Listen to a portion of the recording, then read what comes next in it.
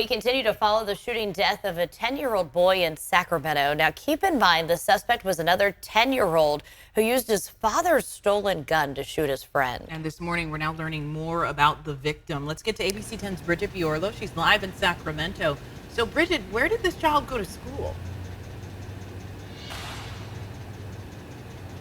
Bria, we're learning he went to school at the Twin Rivers Unified School District. The district confirms with us this week. And while schools are out on winter recess, the district tells us starting on Monday when classes resume, there will be grief counselors on site for anyone mourning the loss of this 10-year-old boy who died over the New Year's weekend, shot and killed by his friend, another 10-year-old who used his father's stolen gun in the killing. Now, yesterday, that father appeared in court for the very first time. You see him right here. 53-year-old Arkete Davis, already a convicted felon who had the gun in his car. The weapon was actually reported stolen back in 2017, and the child knew where it was. The father accused of trying to dispose of that weapon in a trash can after the shooting, and because of his son's young age, the DA is now saying the father should be held solely responsible for what happened. Basically giving a child a timeout, just in regular day-to-day, that's not enough. You're letting him know that I can kill somebody and I get to go home.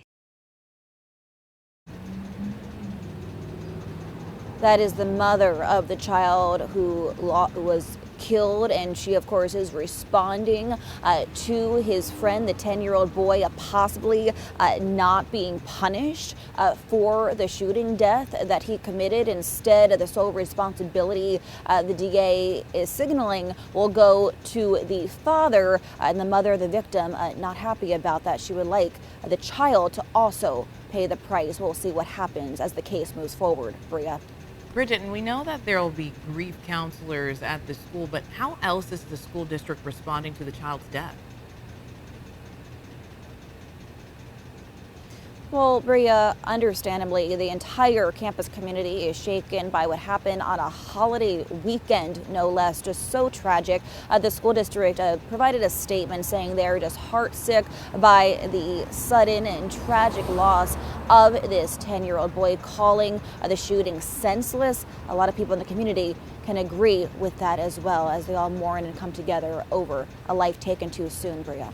Absolutely, Bridget. You never want to hear about this happening at all, but especially not between two children only 10 years old. Bridget, thank you.